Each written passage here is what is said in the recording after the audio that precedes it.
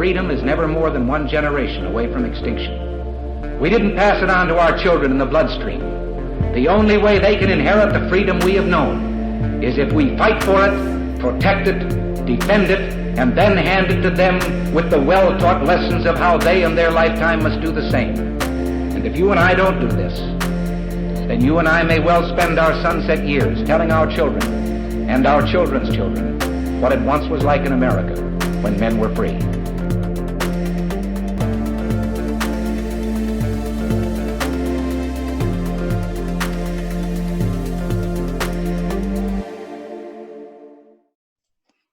Hey everybody, welcome to episode number 214 of Gun Freedom Radio, where we engage, we educate, and we inform. We are brought to you by azfirearms.com, your nationwide hometown gun shop.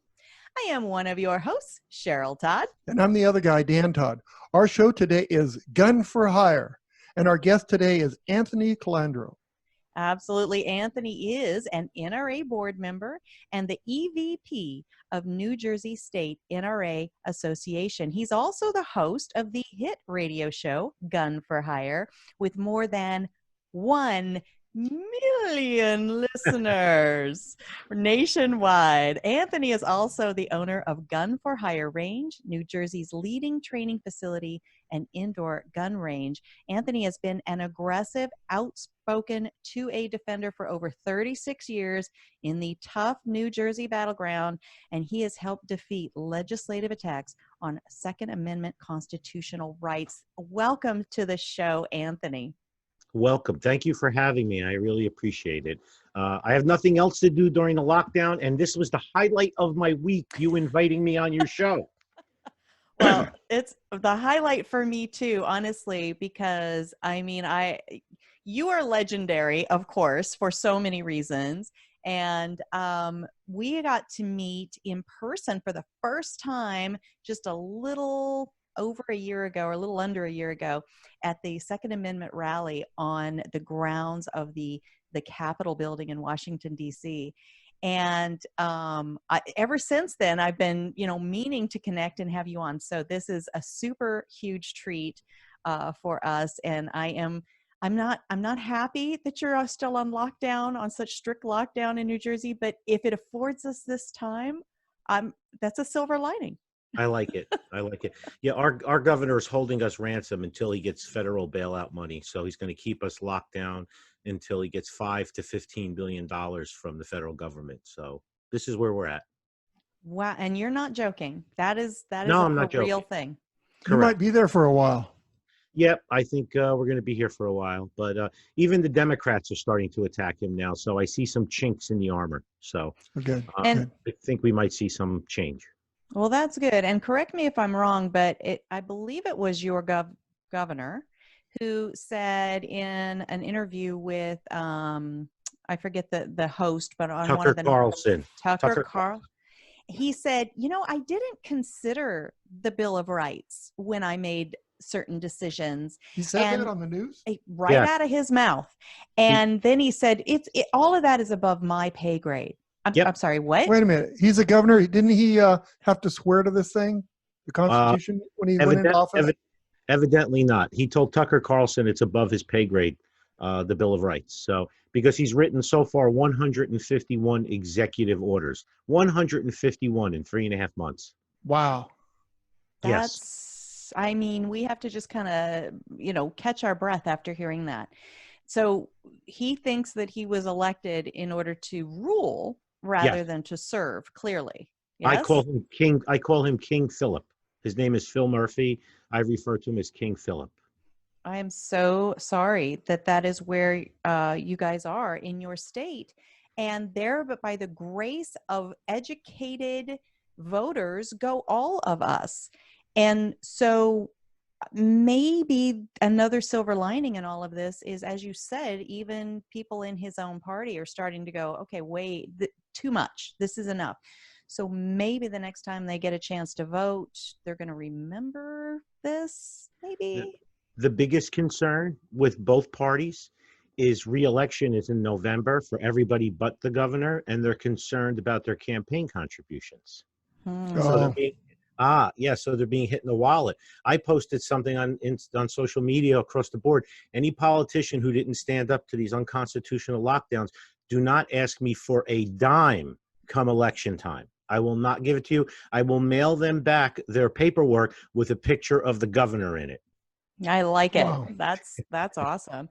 So among the things that we want to talk about while we have this time with you is the idea that the gun community in general, kind of stepping away from the politics, stepping away from the COVID issue right this exact minute. People are saying all the time to us, and when they say it to me, it's always a little bit laughable, but they're like, there's just no diversity in the Second Amendment community. And, I'm like, well, so what diversity are you talking about? Because I personally see a lot of diversity in, diversity of thought, diversity of philosophy, diversity of the use of the tools, diversity of who I am as a human being and how I look. I'm the Betty Crocker of the Second Amendment movement, right? So I'm like, the polka dots are my camo lady. And I think I see a lot of diversity in our community. What is it like in your experience? So my range is 14 miles from Manhattan. We're right behind the Second Amendment Iron Curtain here. Mm-hmm. And so on any given day when my range is open, it looks like a cross between Noah's Ark and the United Nations.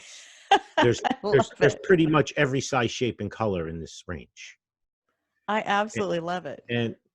But 40 years of media indoctrination and socialist indoctrination, people come in and they expect us all to look like the cast of Duck Dynasty. Mm-hmm.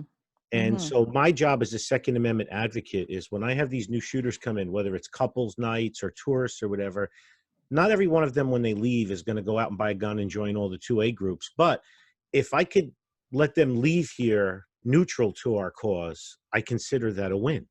Mm-hmm. And, we welcome everybody here. Now, I've been attacked personally by the left media. I'm racist, sexist, misogynist. This is every ism out there. And if you knew me in my 59 years, you'd know it's the exact opposite. They just try to cherry pick little things, but we welcome everybody. So talking about diversity, you're also friends with Tony Simon. And when he approached me 4 years ago and he had an idea of running a diversity shoot, my response was, okay, pick a night. The range is yours. And he's been doing them every other month for the past 4 years. And we donate stuff and we get sponsors and everything because I want that big tent. We're not an old fashioned little gun club that I learned where to shoot, where everybody kind of looked the same and thought the same. It's different today. And we want to appeal to everybody. Women were a huge market for a bunch of years. Now I'm seeing more alternate lifestyle. I'm seeing more people of color coming in to shoot. Well, as a capitalist, the only color I see is green. Absolutely. And when people ask me my political views, I'm a libertarian leaning towards anarchy. And yes, and as a libertarian, what you do in the privacy of your own home and what I do is your business, as long as it doesn't affect me personally. So my staff, myself, we're trained for that. So we get people come in all the time and we treat everybody the same. And that's one of the reasons why I'm the largest, busiest range in the country, because we have that big tent. And I'm constantly pitching the 2A unity and activism, within the gun people and educating them. And that's my job because the media has it differently. Now, during this pandemic, I had someone call me up and say, I want to rent a gun. I'm like, well, we're closed right now. He goes, well, I want to rent it and bring it home until the civil unrest is done. I'm like, no, it doesn't work that way. And now we're getting hit with people. How do I buy a gun? How do I train? Open those doors, open the floodgates. Let's get everybody in here. The press will continue to suppress it. I had Leslie Stahl here on a Sunday with, believe it or not, Rachel Maddow. They were shooting. Yeah, you can Google she came here and shot ARs and Glocks, Rachel Maddow. And it was a Sunday afternoon and we had people wearing yarmulkes and Spanish and black and white and green and blue. And Leslie Stahl says to me, she goes, I can't believe how many normal people come here. Taking it at face value. Yeah, right? Yeah. I mean, duh, but okay. Thanks for noticing. She thought there was going to be banjos, flannel, camouflage, suspenders, summer teeth, some over here, some over there. That's in the back room, right? Exactly. So we have to keep changing that narrative. Yeah. We can't turn people away. We have to change that narrative. We have to make them feel comfortable. I don't know how any business today could survive without diversity. If you didn't have every color, every type of person come into your business and you alienate anyone, you're not going to have a successful business. Correct. Dan, I had 3 African-American women come in to shoot one night. On their way out, they looked like they were going out to dinner, dressed to the nines. And I said, did you guys have a good time? Yes. How did you find out about us? The one girl goes, well, I came here last week with my fiance. I had such a good time.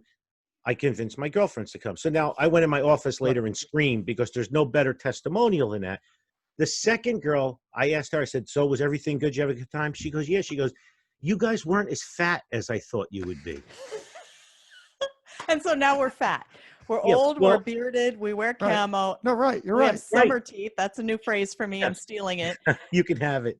And we're fat. There, you guys weren't as fat as I thought. That's the media narrative. But think about this.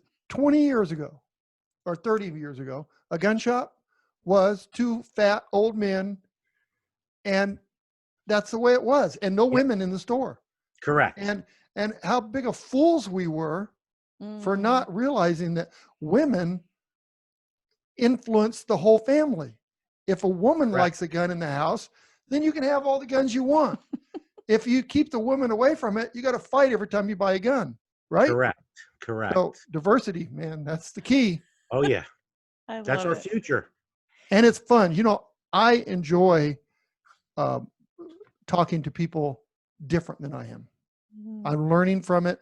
It's fun. It's not the same old thing, it's cool. It's exciting. It's like, I love it. So diversity, that's the key. Well, and we, with our shop, AZ Firearms, we were allowed, I love that word, allowed to be open throughout this entire COVID thing.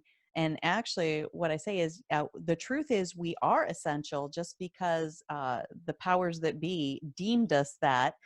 Thank you for agreeing with reality. We don't owe them any specific favors for doing that, but we have sold more guns to first-time, previously afraid of guns, against guns people that we ever have. And truly, it's been an incredible honor for us to have, helped people to make that important decision, because we say we've never sold a gun in our lives. We are a service-oriented company, and we're just helping people to find the tool that fits their life the best. And sometimes what they find out is the tool they're not ready. And that's cool too, right? Correct. Yeah, we've seen a huge influx in messages and stuff, and we're getting ready to gear up all beginner classes, the NRA basic pistol, rifle, and shotgun now, because what I think 3.7 million new NICS checks since this pandemic started, and then all the civil unrest that followed it. So it's good if the people go out and embrace it and train, and then I know you're going to be talking about the next thing is, but joining 2A organizations and refrain from the infighting. Yes, we give them all the information, and we try to encourage them. Please don't just take this gun home and put it in the drawer. Learn to use it. And I would say about 25% of the people are brand new. So you have a gun range. Do you also sell guns at your range? Yes, we do. And our gun store was closed by the King of New Jersey for the first 2 weeks. We threatened a lawsuit, and then he allowed them to open. So yes, we have a gun store and a gun range. Yes. So so is your range open now? Range is not open. We're scheduled to open June 22nd. Okay. So you leaned into the next topic that it's been one that I've leaned into a few times on this show. I call it sibling rivalry. You call it infighting, right? And so we have these different Second Amendment groups where, supposedly, I think we're all shoulder to shoulder. We're leaning into protecting and defending the same article in the Bill of Rights, the same amendment in the Bill of Rights. And somehow we end up squabbling with each other. Now, if I'm a new gun owner and I'm looking in on this big family fight, I'm not feeling like joining so much, right? So Agreed. maybe we need to figure out how to play nicer amongst ourselves. What do you say about all that? See, I don't care who gets credit as long as we get it done, but egos step in and donations. I Mm-hmm. belong to every major 2A group, life Mm-hmm. member of most of them. Mm-hmm. And I, from Second Amendment Foundation all the way down to NRA. And then I belong, obviously, I'm the vice president of the state NRA. I Mm-hmm. belong to that, a life member. And we have two smaller Second Amendment groups, NJ2AS and CNJFO. I'm members of both of those organizations. And at times we're at odds, corporate wise, over who's taking credit or who's going to do what. But I belong to them all, and I've had them all on my podcast. Because I believe we all should have a voice. And, you know, you look at it like a hammer and an anvil. I look at the NRA as the anvil, and I look at the other 2A groups as the hammer. You know, Interesting. the NRA is a bigger, slowing machine. Listen, you can't replace the NRA with the infrastructure for lobbying and lawsuits. Mm-hmm. But you have the Second Amendment Foundation that's Mm-hmm. there, and you have GOA, and you have Firearms Policy Coalition. They're all doing different things. So for Mm-hmm. $30 here, $40 here, $30 here, for $150 a year, you could belong to all of the organizations, including your state organization, Mm-hmm. and spread it around and be educated, and you get their daily emails or newsletters or whatever. So stop the infighting. Let's just get it done. And I have, Absolutely. it's hard, especially once I became an NRA board member, the attacks ramped up even more from other groups and stuff. But you know what? I'm above that. I keep my eyes on the prize. I've been in a battleground state for 59 years. For us, holding the line is considered a big win. Some of these other people take it for granted. You know, when you see these states flipping to blue now, I would love to have saved all the emails and social media messages from people telling me vote with your feet. You know, who would have thought Virginia would have flipped, Mm, right? Oh, yeah. what if I had moved to Virginia? I'm sorry, but I like New Jersey. My parents are still here, my business, and I like 24-hour diners. We have that in New Jersey. You don't have that in Arizona.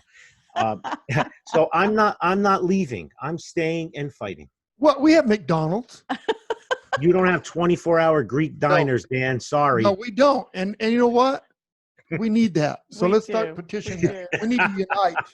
I love it, which is our right. next topic we're going to get to. But you know, that is so interesting.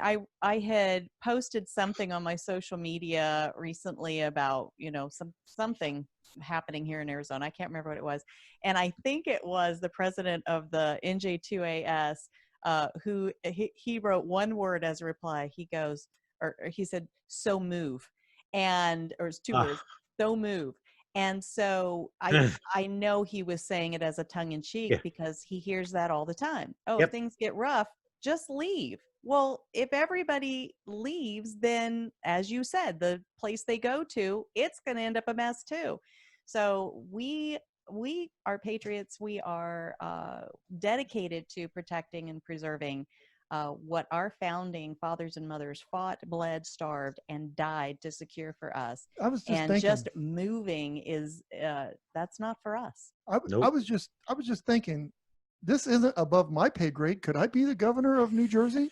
Yes, you can. We will anoint you the next time you Okay. come to New Jersey. Okay. All right. That's fantastic. But he'll be like full autos for all. Oh, So you know. Of course it would We be. can't do that here. No, we'll fix that. We'll fix that. All right. So the unity part of this whole message in this whole world, you know, if we have diversity, even if we do have some infighting, there are things that we are definitely unified on. What would you say about that particular topic? You know, we have to have a common ground. This is still the greatest experiment in the world, this country. You know, my grandparents, all four of them, came here as immigrants to make a better life for their kids, and then me as a grandchild here. And again, as a big tent, look beyond the infighting. Keep the tent big, welcome people. You know, we talk on my radio show all the time, each one reach one. Mm. Take somebody to the range that's never been to a range before. Bring them to a range that is clean and female and family friendly. Don't bring them to, for lack of a better term, Bubba's Bait and Tackle out in the middle of the woods or in an outdoor range or something. Make it comfortable for them. The more people we immerse in it, so many people I've introduced over the years to shooting that were on the fence, that after they shot were on our side of the fence. And then I do the Jedi mind trick. You must join the NRA. You must join the, a little bit at a time, dropping the bombs, like, oh, you own an old Corvette and you belong to the Corvette Owners of America Association. So why don't you belong to the NRA? Oh, never thought about it. So that's what we have to do, and look beyond that. As an NRA board member, when I post stuff, an NRA win or victory, I'll get 100 comments. Join the GOA, F the NRA, this thing. Okay, whatever. Can't we all just get a couple of good wins together, pat ourselves on the back, and then we could go bare knuckle fight somewhere later on? Let's win a case in the there's 10 cases before the Supreme Court right now. That's my focus. There's 10 Second Amendment cases that today they deferred to next week. This is the 5th week they pushed it out. That's what I'm concerned about. Wow. And there's NRA and SAF cases and FPC cases all sitting up there. They all made it through the funnel to get to the U.S. Supreme Court. That's what we should be focused on. Listen, we can't sway our legislators anymore. All of our legislators should wear NASCAR-style jackets with patches of their sponsors, General Motors, Monsanto, whatever it may be. No American flag on it. Bloomberg has bought and sold most of that. He owns them all. All we have left is the judicial branch. Trump can't do anything. It has to go through the Assembly and the Senate for him to sign it. That's not going to happen. They're all golfing together and then attacking each other in public. We have a two-party political system in this country, us and them. Yeah, that's well said. It really is. And, something that people forget all the time is how little the federal can actually do and how much can be done at the state level. And so I appreciate that you are also talking about, your state organization. We have the AZCDL here in Arizona. Great organization. Oh, they are fantastic. If we didn't have them, we would probably be looking like California right now. Great organization. Yeah, I give them all the credit for the fact that we have the freedoms that we still do have here in Arizona. And so in New Jersey, you said the NJ2AS, and what was the other one? CNJFO, Coalition of New Jersey Firearms Owners, and the big one is ANJRPC. By the way, a good friend of mine, Todd Rathner, lives in Tucson, Arizona, NRA Board member, and I'm very good friends with Doug and Sue Ritter from kniferights.org, which I'm a life member of Knife Rights as well, because I'm also I'm a degenerate knife collector too, Dan. Oh, okay. Oh my gosh.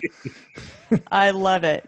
And all amazing people. And the thing about Knife Rights, since you bring them up, is, it's keep and bear arms, right? Yes. It's not just guns. They've done so much work in mostly all the states, and have been fighting in New York with Cyrus Vance against the auto assist flicking knife law. They're phenomenal people. They never stop working, and I love them to death. So you're lucky you're out there in Arizona with some good people. You bet. In Arizona, you can have a switchblade. Yep, not New Jersey. Yeah. So I was telling Cheryl, she said the concealed carry weapons permit that we have in Arizona, I don't like to use the word weapon, so we've changed it to concealed carry whatever.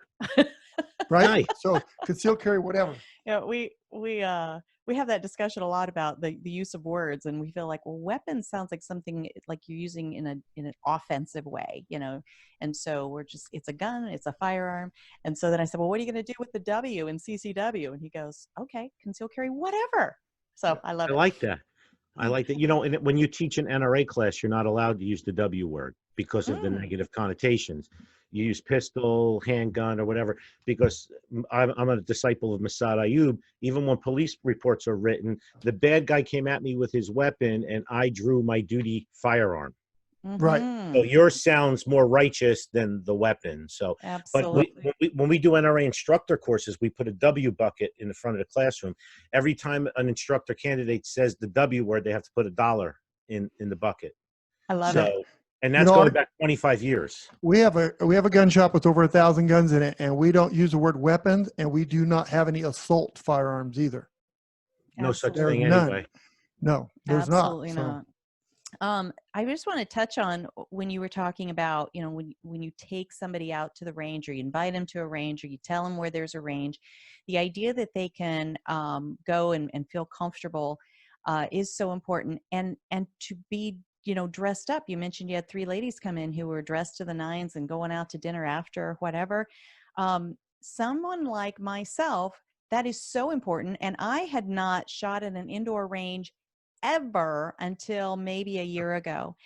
And truly, if I am going to train for where I carry, how I carry, because I'm a concealed carry person, I've never open carried. I can't go to the range dressed in my normal attire, which is high heels and a polka dot dress. If I go to an outdoor range, then I have to dress for the Arizona desert. I have to be aware that there are, snakes and scorpions and all kind of other critters out there. And, to train the way that I would use a firearm, I do need a nice, comfortable indoor range. And so that just struck me, because I had recently taken a formalized class out in an outdoor range, and just wardrobe. You guys have no idea what I'm talking about right now, but it was an issue for me. I can relate. We have over 5,000 reviews on all the social media platforms. The number one 5-star review from females coming to our range is the cleanliness of our bathrooms. It matters, That people. matters a lot. Clean bathrooms matter. I'm crazy about that. We have a clipboard, and the maintenance guys have to, every half hour, have to check it and initial it. I'm literally psychotic about the cleanliness. I am about the bathroom. So you and I could get along good then, because when I go to a new restaurant that I've never been to before, first thing I do is check the bathroom. If it's the not bathroom's clean, dirty, the kitchen's got to be dirty. right? Yeah. Right. We're out. No, that's amazing. The next thing we wanted to talk about is the word fear.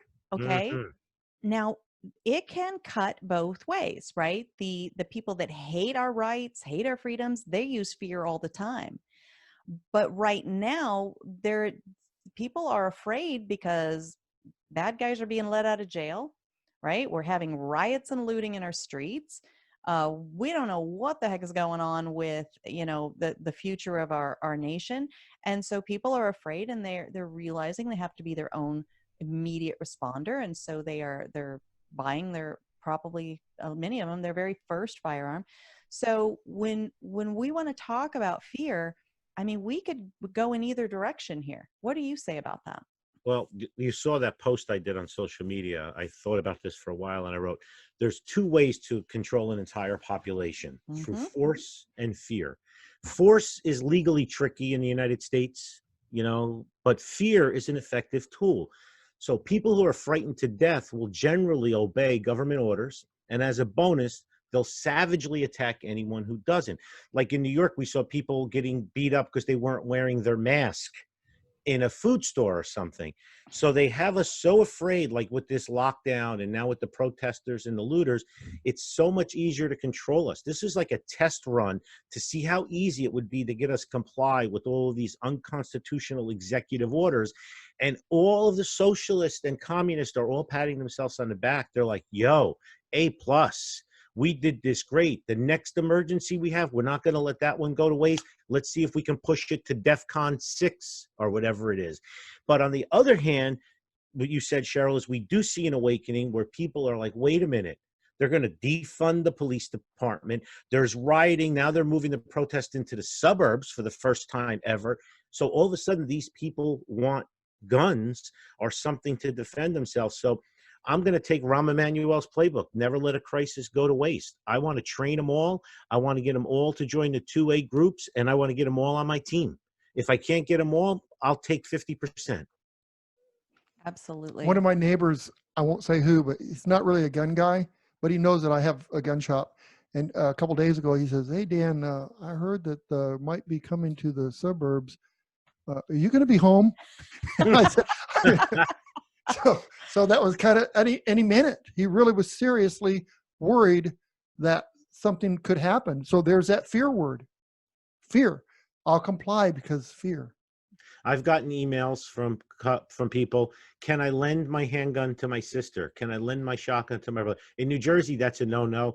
The guns have to be in your home or domicile, wherever your firearms ID card is. But I'm fielding these questions. So for every one person that emails me something like that, there's probably 1,000 more thinking that way. Right. Yeah, Sorry, it's too late, bucko. You know, you can't go out and buy a fire extinguisher, go stand in line at Home Depot while your house is burned to the ground. You should have thought about this last week, right? Yep. So but I don't get short with people. You know, I've answered the same stupid question in 38 years 5 billion times. One of the reasons why I started a podcast, Cheryl, was because when people ask me questions, I'm like, listen to show 363. So it saves me some typing time. But, you know, we have to embrace these people. And you know, Dan, there's still shopkeepers out there that they get tired of answering the same stupid question, and they get short or curt with people, and it turns them off. Sure, and we can't do that. No, we need to make them feel like they're right. They're asking the right questions, because we need them. And Correct. They're so easy to turn off if we don't take care of them, because they're new. We all forget the first time we walked into a gun store or a gun range, how intimidating it was, male or female. We all forget that feeling. Anthony, I own a gun store. I still am intimidated when I walk into any other gun store. True. He hates it. I am terrified by it. Me too. And I don't know why that is. I guess it's because Bubba's going to be back behind the counter. I don't know. But it bothers me that I'm that way. And I won't go unless I have somebody with me. I feel the same way. And we have to, and I'm always constantly retraining my staff and tell them, listen, people are going to come in.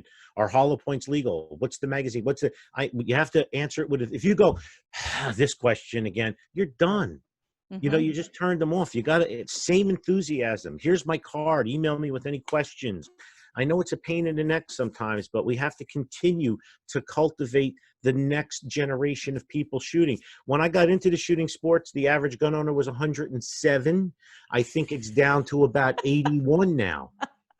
So, you know, we got to get it. We got to get it down. We got to get, right? It's you are a teller of truth, sir. Yes, we have to get that number down. When I have young kids come in their early 20s and buy a gun and ask me 1,000 questions, the last thing I say to them is, you give me hope for the future. Yes. That's what I tell them. You give me hope for the future. Yeah, we really do. We hire people who have a teacher spirit. And if you think, you know, teachers, every single school year, they go through the same curriculum, you know, and if they have lost interest in their curriculum, then they're never going to inspire their students to care a whit. And so it's the same thing. We have to stay enthusiastic. We have to be excited that I get to answer this question again, which means that I get to educate. I get to be part of this person's journey into this world that can be so foreign for so many people. It's truly a privilege and an honor. So I love that you're teaching your staff to do that. So I've been in this so long that I'm teaching grandchildren that I taught the grandparents, the kids, and the grandchildren. I have a gentleman, he's 74 years old. He's a snowbird. Last year, he came back from Florida and brought his 2 grandchildren for me to teach. And after we were done, he goes, you taught me and my wife 25 years ago. You taught my 2 kids 20 years ago. And now you taught my 2 grandchildren. How'd you do that at 30 years old? I know. I'm like, damn, is that phenomenal or what? You know? So I love, you know, that's a great testament, and it's just invigorating to hear. That's what stuff like that keeps me going, you know. Absolutely. The negative attacks from the media and that I'm everything that they say they are, that's okay. I go home at night with a clear head. I'm good. Well, for sure. And we've themed our show today after the name of your range and the name of your podcast, Gun for Hire. And I see your banner there behind you, Gun for Hire. Where did that name come from? Because that's a little provocative. Right? It's very provocative, and the eye is shot down in a pool of blood. I have a tattoo on me. Oh, wow. That's awesome. I started as Firearms Training Center in 1992, and then in 2006, I heard of a company, a film production company in a city called Gun for Hire that went out of business, and I waited until their website was available, and I bought it. And I asked my art guy to come up with a logo that didn't look like a wanted poster. And he came up with the Gun for Hire with the eye shot down, representing the bad guy. And Mhm. every legal and 2A person I showed it to said, do not do it. I did it. And, I think you know, that sums you up right there. It's just like, yes, tell me what I'm not supposed to do. Here we go. correct. Well, Cheryl tells Only, me no all the time. yeah. Why do you do that? Don't listen, babe. Don't listen to Anthony. Go on, Anthony. So Dan's not listening. only dead fish go with the flow. Sorry. I like it. Sorry.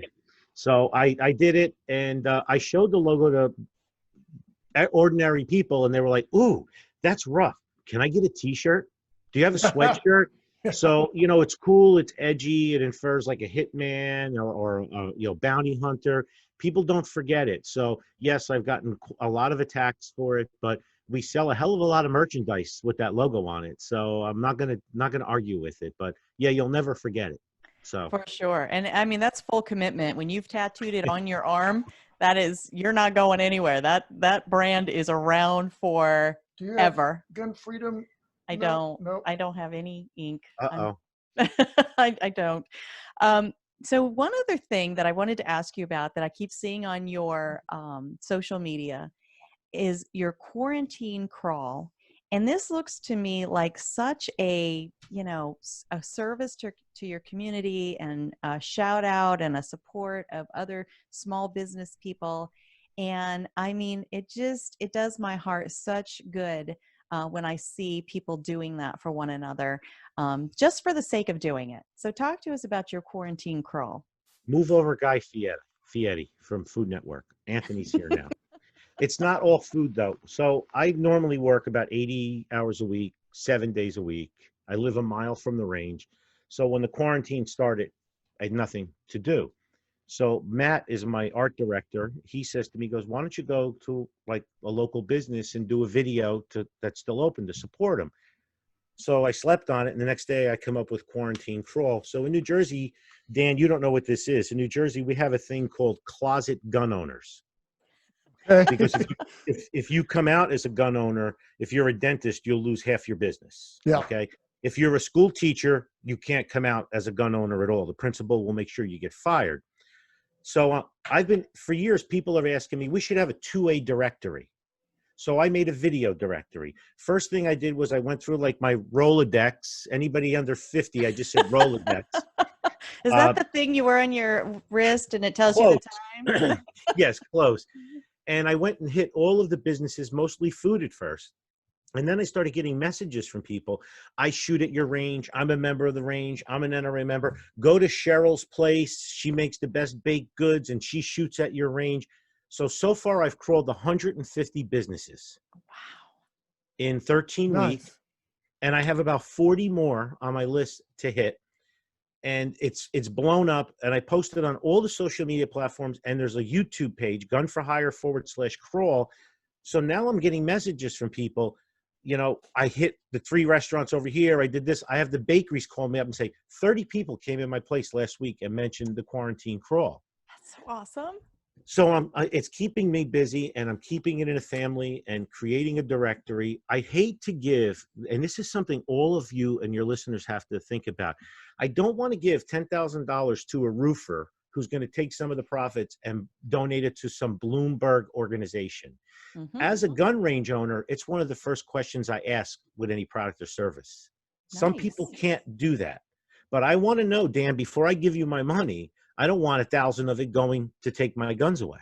Right. So I want to keep it in the family. So the Quarantine Crawl has completely taken a life of its own, and it's wonderful. And every day it gives me something to do. I wake up in the morning. You guys aren't familiar with New Jersey, but I'll wake up and my girlfriend's like, "What are you doing today?" And I'm like, "Well, I'm going to Sussex County, Edison, and Millstone." She's like, "That's like 200 miles." I'm like, "What else do I have to do?" So I take a ride out. The other good thing is a lot of these people have been supporters of Gun for Hire in the range for years. I've never visited them in their environment. I only get to see them in my environment.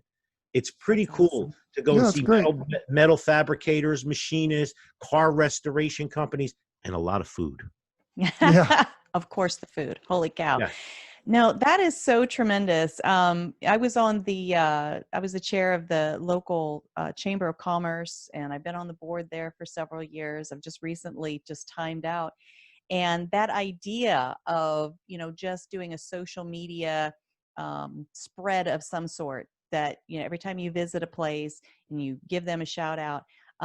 It was one of those ideas that it's like, it's a good idea, but it's just a matter of enacting it. And I don't think we ever really did it to the degree that we ever could have.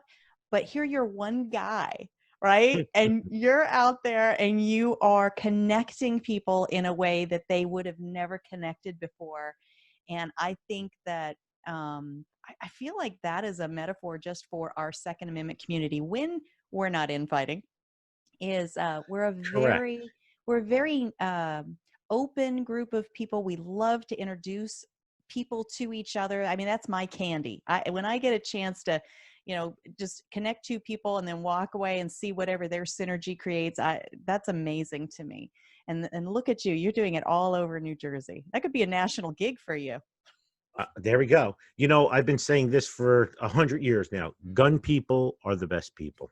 Mm-hmm. We really truly are. Regardless of what the media portrays us, gun people are the best people. Here's a good analogy. In all my years, if I'm shooting in the range, before I owned a gun range, and I'm shooting in 1911, and the guy in the port next to me asked me what I'm shooting. I never met him before. First thing I'll say is, oh, it's an old 1911. You want to try it? I didn't ask him his sexual persuasion, his color, or religion, or anything. Dan, how many times have you done that? Cheryl, how many times have you let somebody shoot your gun? I have gone out to the desert to shoot, took a bunch of people out to shoot, and never shot a gun. Everybody else shoots them. Yeah, and I'm just there to help them. And I get more enjoyment out of that than actually shooting the gun myself. Yep, me too. Yeah. Gun people are truly the best people. But many years ago, it wasn't that way. When I was brought up, we were told, don't say you have guns in the house because we're worried about theft. Correct. And then even when we first got our gun shop, we had a gun shop and an auction house. And we'd go to events and we'd say, we have an auction house and a gun store, and kept that quiet. It's not like we were ashamed of it. We weren't, but we felt like we were. And now the first thing we do when we go anywhere, we have a gun shop and an auction house, and we're proud of it. And if you don't like it, well, that's okay. And that's really on you. It's kind of, because we need to bring our voice, because they're doing it, and they're doing it very strong. This anti-gun stuff. They're not afraid to embarrass themselves. They're not afraid of nothing. They don't have the facts. They don't care, right? They just don't care. So there's why we have to sound out. And as in Arizona, you don't say, did you come out of the closet with guns? You say, how many guns do you have in your closet? That's what you do now. So see, now we have to have closet gun owners, because in New Jersey, when you apply for a permit, the police chief sends a letter to your employer saying you're applying for a gun permit, and they want a reference and stuff. So I've had women who work in the school systems in the inner city saying, my principal is anti-gun. If he finds out I applied for a gun permit, I'll probably get fired. Yes, that's how discriminatory we are in New Jersey. So they can't buy a gun because they don't. So they can't buy a gun. They're afraid of losing their job and their pension. Yep. What business does my employer have to do with me owning a gun or not? That's the New Jersey gun scheme. We gotta fix that. That's King Richard. Did you say his name was King Philip? King Philip. Okay. Philip. Yeah, he needs to be voted out, and yes, somebody completely different. And that's the thing, is even if we vote one out, the next one that comes in is just kind of a different version. Instead of a zebra with black and white stripes, it's a zebra with white and black stripes. Why don't you just say first thing before they even apply for the rights to run, say, do you know the Constitution? Make sure that it is not above their pay grade. Yeah. That's the first thing. It's all about. Oh my gosh. I can't believe you wouldn't have locked him out of the door when he said that on the news. Why is he even allowed to come back? Because he was voted in by all of the union members, the 600,000 union members in New Jersey, that he promised. See, free stuff always wins over freedom. Oh, yeah. So that's how he bought the election. He was a Goldman Sachs guy from Massachusetts. He moved here a year before the election, like Hillary Clinton did in New York State. He looked for a seat that was opening up, and he moved into the state a year before. I call him a carpetbagger. So, so he came in and he threw money across the Democratic committee in New Jersey, and the front runner, the Senate President Steve Sweeney, who is a Democrat who used to be an A-rated NRA politician, he had to bow down because Murphy threw $16 million out to the Democratic committee in New Jersey. So he bowed out. So Murphy bought the election and That's- promised the unions everything and free weed. We were going to legalize marijuana too. So he got all the people the weed people to vote for him. And he won by about 130,000 votes out of 9 million people. Well, he's a super arrogant sounding person on the Oh internet. yeah. He's very arrogant.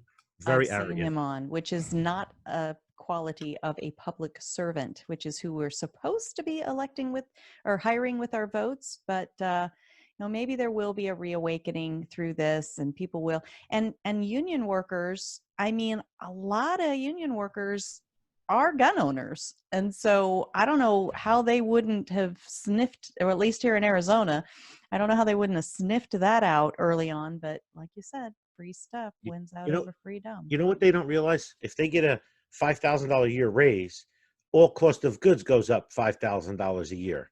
So, nobody really wins. Right.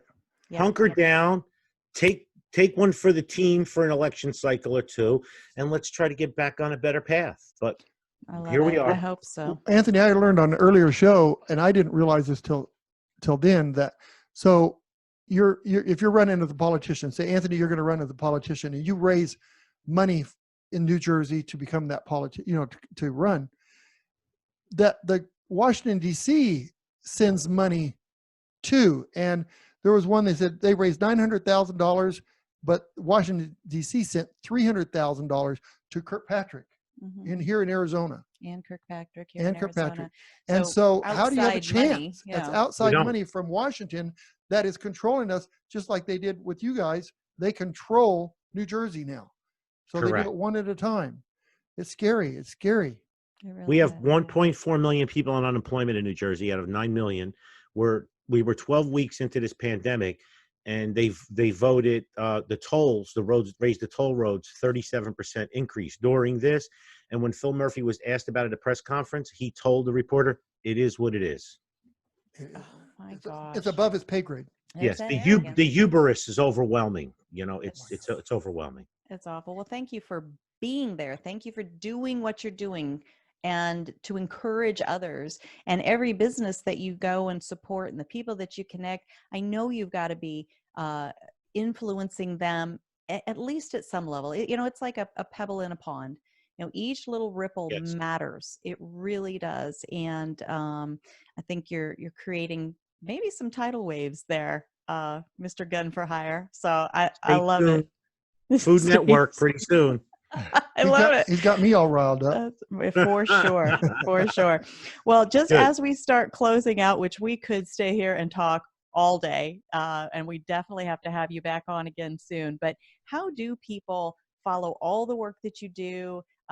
Check out your quarantine crawl, join some of these organizations that you're talking about that you represent and that you're a member of, just anything you want to share with folks. Sure. I'm easy to find if you Google my name, Anthony Colandro, but gunforhire.com or gunforhireradio.com.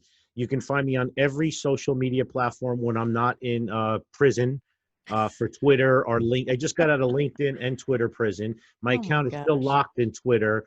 People can't retweet my stuff, but they can see my stuff. I get accused of, hate speech and stuff for speaking the truth. But everybody that owns a gun should join the major 2A organizations. And whatever state you live in, you need to belong to your state affiliate. And if there's smaller Pro 2A affiliates or organizations, you need to join them, support them, get active at the grassroots level. Cheryl said it earlier, if you stop something before it goes out of the state level, and we don't have to wait 3 years to see if the Supreme Court's going to pick it up. Unity and activism is key. Absolutely. Anthony Colandro, Gun for Hire, thank you so much for all you do and for the time you've spent with us here today. You're welcome. Thank you both. Thank you. Absolutely. Bye-bye. Bye-bye now. When I go to New Jersey, I'm going to go have a pizza with him at like midnight. Heck yeah. Just to be able to do it. Now, he did say Greek diners. Now, I know Greek food is pizza. Not your favorite. No, but I would eat. Well, wait. I love it. I love it so much. Oh, so Greek much food. garlic. That's the food that you eat on Monday. You still taste it on Friday. So good. Oh, I forgot about that. It's amazing. No, it is. I have nothing against Greek food. It's just I don't eat it. Yeah. All right. Well, we took a longer time with Anthony than I planned to, but where could we, I mean, it was so important. We need another hour with him. We absolutely do. And we're definitely going to have him back on again. But just before we dive out, I did want to touch on an article that I texted it to you, Dan, before the show. Maybe you can pull it up faster than I can. But it's talking about, all the millions of new gun owners. And the NSSF reported in that article, which was in... Well, 40% of these gun sales have been the first time, 40%. So my 25% is off. Well, yeah, and whether we're only seeing 25% or we're just, so busy we can't keep I can't. It's a guess, but I wanted to be, modest with it. Wow. So this article is in secondamendmentdaily.com, and it goes on to say that 800,000 women bought their first gun in 2020. We should have saw that vision come in 2020. Oh, nice. I see what you did there. 800,000 women. Do you know what that means? That there's 800,000 guys, husbands, that can now buy more guns. Yeah, boyfriends, sons, whatever. That truly, what the women get involved in, they involve their friends. Oh, right? You bet. We're very social creatures. Yes. Go to the bathroom together, go buy guns together. We do all that. Guys don't go to the bathroom. No, they don't, do they? No, they don't. Not typically. Women go sometimes. What do women do when they go to the bathroom together? Truly, this is not funny. Truly, it's a safety measure, right? Because you're in a very vulnerable place, in a very vulnerable position. Yep. And a lot of bad things can happen in restrooms, public restrooms. And so it's a safety thing. At least that's what we tell you guys. But we're in there talking about you. Okay, that was the truth bomb that I just dropped. But anyway. I kind of figured that. All right, we've got to get out of here.